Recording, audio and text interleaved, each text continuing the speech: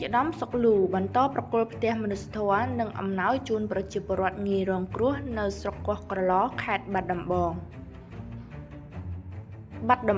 នៅព្រឹកថ្ងៃទី28ខែកញ្ញាឆ្នាំ2025ឯកឧត្តមសុកលូអភិបាលខេត្តនិងជាប្រធានគណៈកម្មាធិការសាខាកាកបាទក្រហមកម្ពុជាខេត្តបាត់ដំបង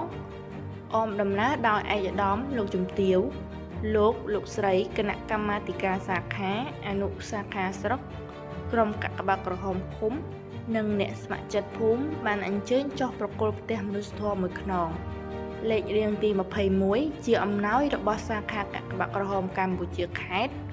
ជូនដល់លោកតានេតនូអាយុ72ឆ្នាំដែលមានជីវភាពក្រីក្រខ្លាំងនិងបានរងគ្រោះដោយអគ្គិភ័យកន្លងទៅក្នុងឱកាសដដែលឯកឧត្តមសុកលូក៏បានប្រគល់អំណោយមនុស្សធម៌ជូនដល់ប្រជាពលរដ្ឋងាយរងគ្រោះចំនួន30គ្រួសារស្ថិតនៅភូមិតាថុកឃុំថបដីស្រុកកោះក្រឡខេត្តបាត់ដំបង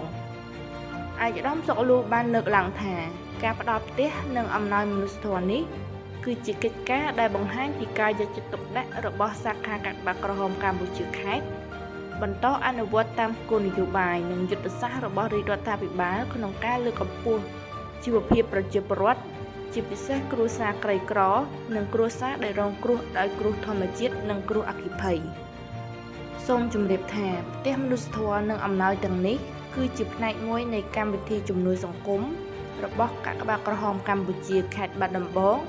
ដែលបន្តអនុវត្តជាបន្តបន្ទាប់ដើម្បីលើកកម្ពស់សុភមង្គលប្រជាពលរដ្ឋឲ្យបានកាន់តែប្រសើរអត្ថាធិប្បាយដោយនាងខ្ញុំសៀមអេងទស្សនៈសារព័ត៌មាននិងសាធារណមតិ